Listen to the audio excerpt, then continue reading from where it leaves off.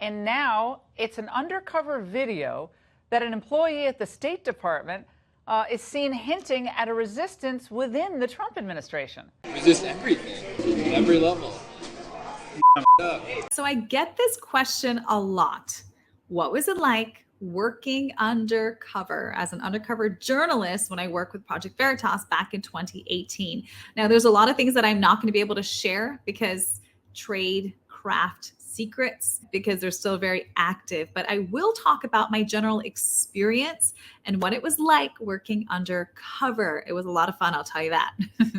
But before I get into it, I want to say a quick thank you to the sponsor of this video, Noble Gold. Noble Gold Investments is pleased to let you know that gold is the best performing asset for 2022.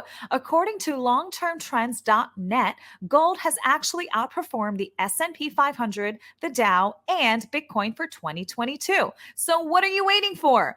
Open a gold IRA or silver IRA with Noble Gold Investments this month and receive a free 1/4 ounce American Gold Eagle coin with every qualifying IRA. Find out more at noblegoldinvestments.com. Again, that's noblegoldinvestments.com. Okay, let's jump into it. What was it like working undercover? Well, to me, honestly, at first it was shocking. Shocking on many fronts because, number one, I've never asked anyone questions to try to see if they were lying. You know, there's so many cool tips I've learned working undercover. Again, one of them is to expose public figures that are saying one thing to the American people and then another thing privately. So that was the whole goal, whether it be a Republican person or a Democrat. I mean, either way, what they're saying publicly should match what they're saying privately. You know, one thing you say to donors, and then all of a sudden you lie publicly and you do what the donors are saying. I mean, it's completely wrong. That's the whole point for Project Veritas, and true undercover journalism is to expose to the public what public figures are doing and saying privately. So we always try to make sure that they are legitimate, good public figures that people can go behind. Honestly, even if you're a Democrat, if the Democrat is saying what they're going to do, great. But there are some Democrats who are so communist behind the scenes, like very liberal Bernie Sanders, that I found out when I infiltrated his campaign, how extremely radical left he is. We know that he's super radical left, but people in his campaign admitted the same thing. So what was it like working undercover? Well, number one, when I first started, I was shocked. I was shocked at the tradecraft. Going undercover, having hidden cameras, hidden audio devices, asking people questions, doing research on them, and then bumping into them or going to a campaign office. I mean, I was shocked. I couldn't believe that people actually do this. Like government agents even do this too. You know, I mean, they go undercover. In this case, I was working with Project Veritas where I'm helping the American people. You know what I mean? It's always funny when people say, oh, you're like a Russian spy. I was like, no, I'm not. Like I was born in Russia, yes, but I did not spy on the American people. Actually, I went undercover. I don't want to say spy, but I went undercover as a journalist to definitely snoop out what the public figures in government are saying behind closed doors. So that was really my task. And it's funny, people sometimes call me Russian spy. I'm like, for the American people, maybe, but otherwise, no, I'm not spying on the FBI, contrary to what the New York Times has falsely said. Although they never mentioned my name, they alleged people in Project Veritas investigated the FBI. Not true. Legitimately fake news. Fake news. Not true. We never investigated the FBI. That would be called espionage, like investigating the DOD, Department of Defense, something we did not do because that is also espionage. Yeah, I'm not trying to go to prison for being a spy. We were undercover journalists that were investigating public figures, such as senators, governors, people running for office, or even organizations that are so heavily funded by the Democrats and the government. I should say the government funneled into the Democrats, such as abortion clinics. Like all those places are fair grounds to expose because they are legitimately evil and people should know about what's going on behind the scenes. So first thing, I was shocked. I was like blown away. It wasn't easy. It was not easy. There was training involved. I'm not going to get into the details of how much we were trained, but it was a lot of fun And my eyes, I mean, my jaw, it could have lifted off the ground. It was so much fun. All the books that they recommended, a lot of them I went through on how to spot an infiltrator, 7 ways. You guys can check that video out. I'll have a link down below. But all these books I was reading, and it was just totally a different world. Really, it was a different world. And I thought, my goodness, people that actually like really go undercover, like real spies that go into different governments and like different, like go undercover in like terrorist organizations. This stuff is crazy. Like it is definitely eye-opening and not for the faint of heart. Not for the faint of heart at all. Obviously, if you're infiltrating like a congressperson or, it's not like that crazy. Like but still, I was like blown away. I was like, people do this? And it was just shocking. The other thing that was super shocking to me, which is what I shared in the 7 ways to spot an infiltrator video, is I was shocked how much people talk to strangers. I was shocked at how much information people give to random strangers they never met.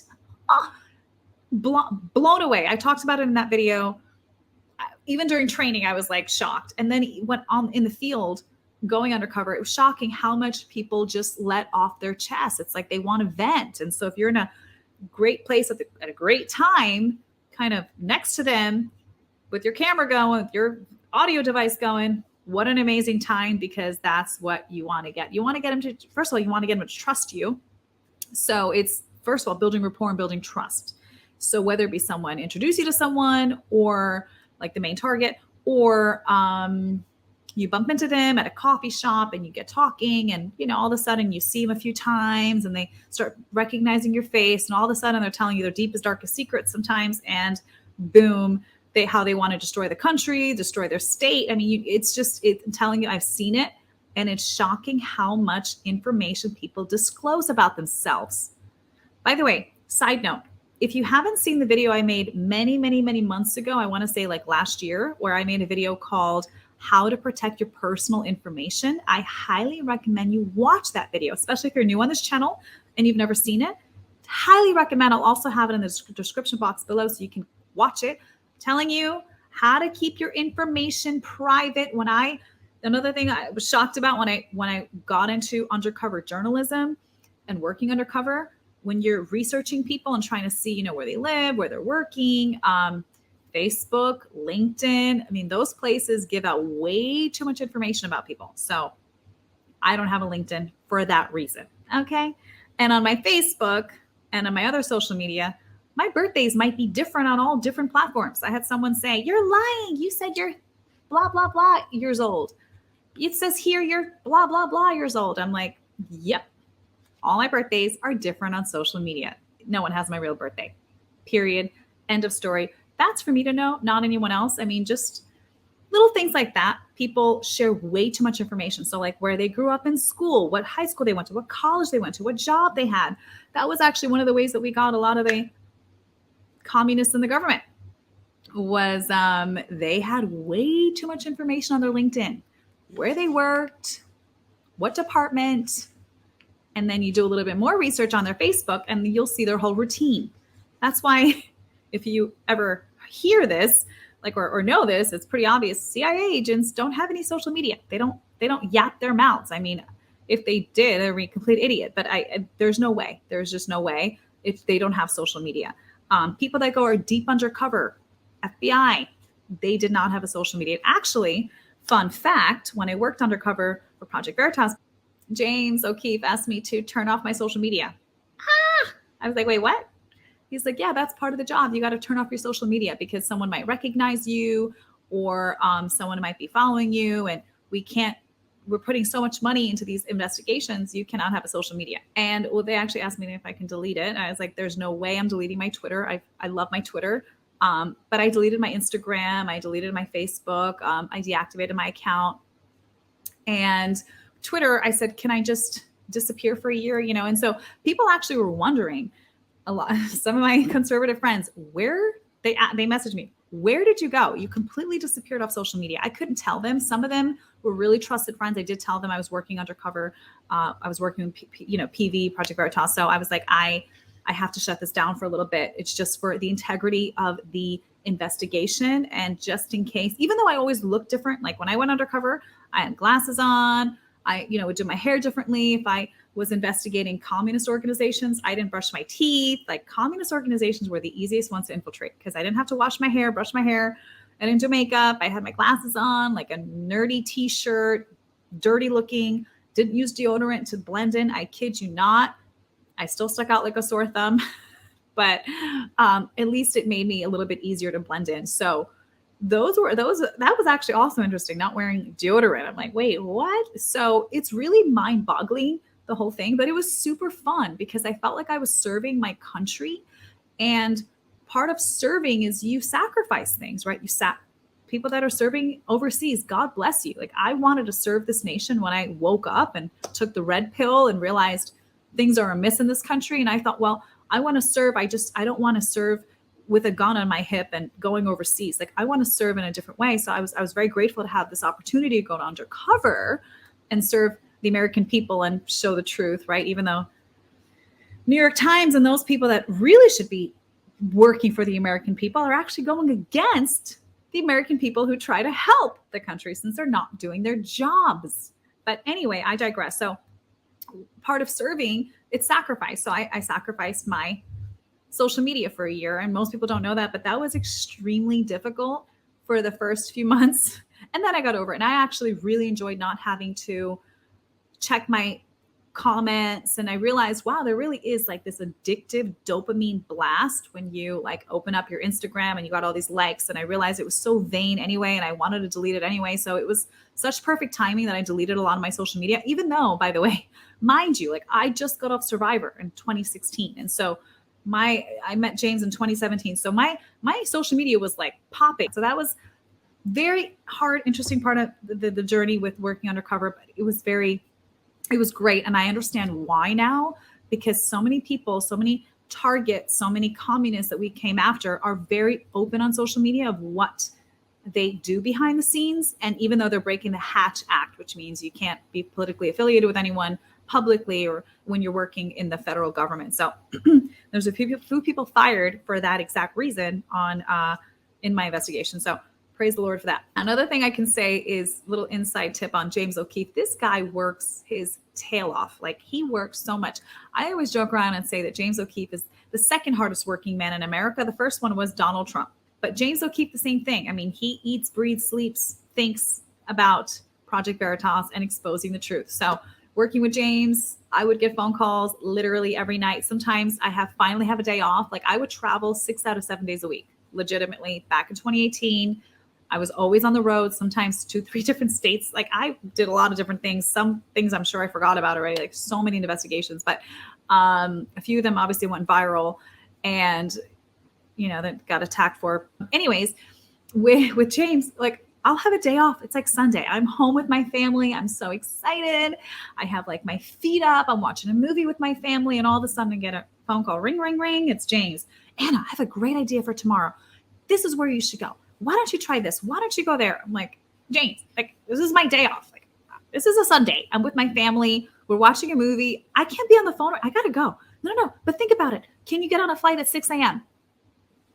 And I would be on a flight at 6 a.m. So this is like part of working with James undercover, part of the experience. I can't not talk about this without talking about the experience. I mean, I was on the road all the time, different states, and he was super, sometimes crazy to work with, but super fun. And I love his heart. And he's so passionate about exposing the truth. Because again, what's the organization name? Project Veritas, right? Project Truth. Veritas in Greek is truth. So Project Truth. So I commend him for that. And I'm very thankful that he was very, very hardworking and still very much is. So he's all over the place, always working on 10 million different things at the same time. So God bless James O'Keefe. Also part of the experience of working undercover is working with undercover devices, cameras, cell phones, audio recordings. Now, I'm not going to go through the details of some of the things and devices that we used.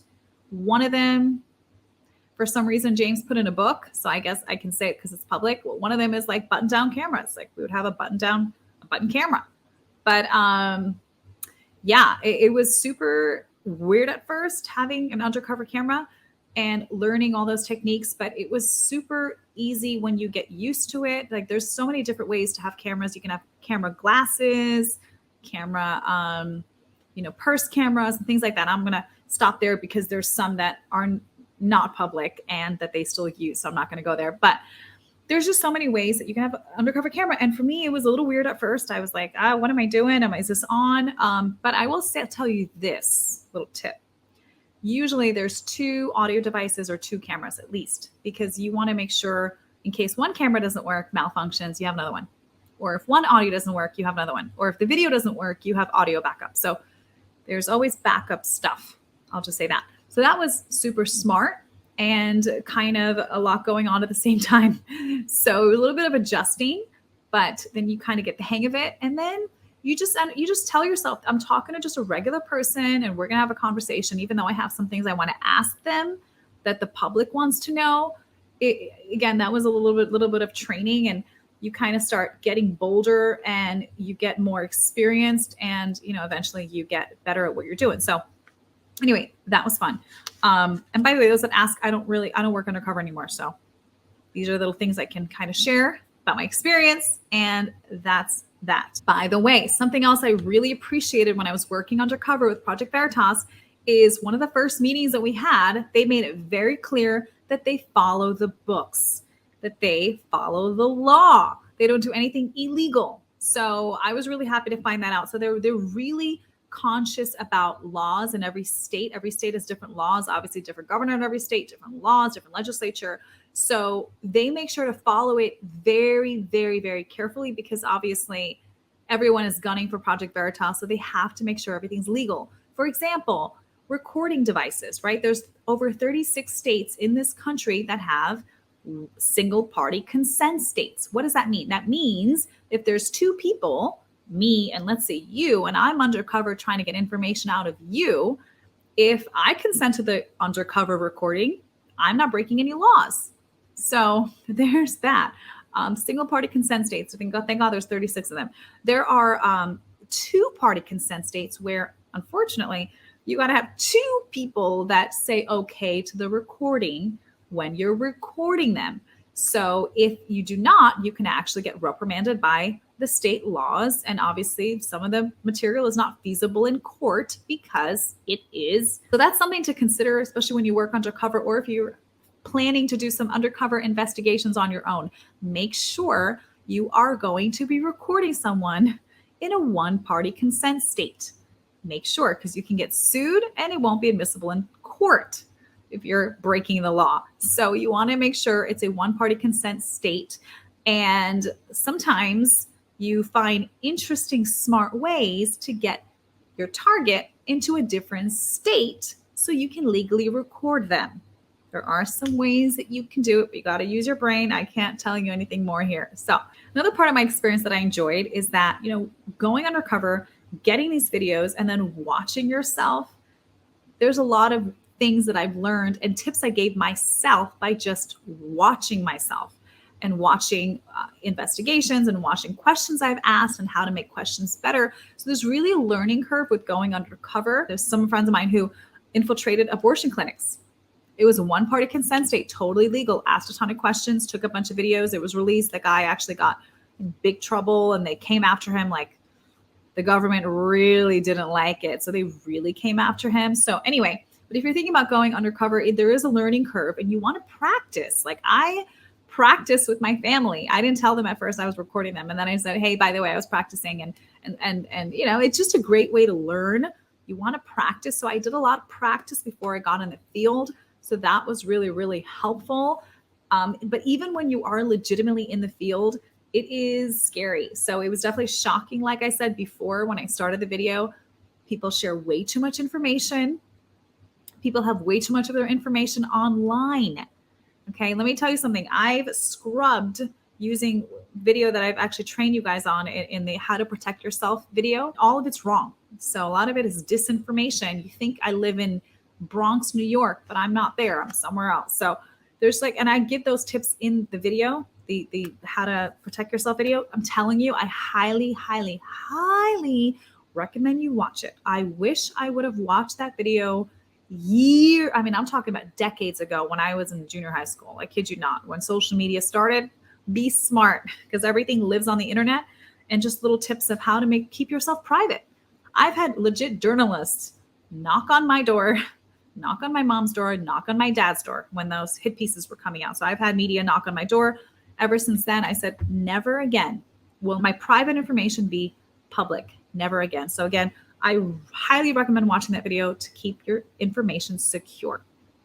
Anyway, hope you enjoyed this video. Please give a like, subscribe, and ring the bell for my notifications. I get your notifications saying that you never see my videos anymore. Put in the comment section below, what other videos would you like me to make? I have some other videos I have planned, like what was it like being on Survivor, and then some other videos as well that I plan to release. One of them on the immune system. I know you guys want a part 2 with the immune system. And I'd love to hear other ideas that you guys have. The ladies, I know you're waiting on a makeup video. That is coming too. Just my daily routine and how I do my makeup. I've gotten emails on that and I said I was going to do it, and I will. I did not forget. I have a bunch of little ideas that I have. And so, yeah, leave it in the comment section below. I would love to know what you'd like me to talk about. Bye, guys.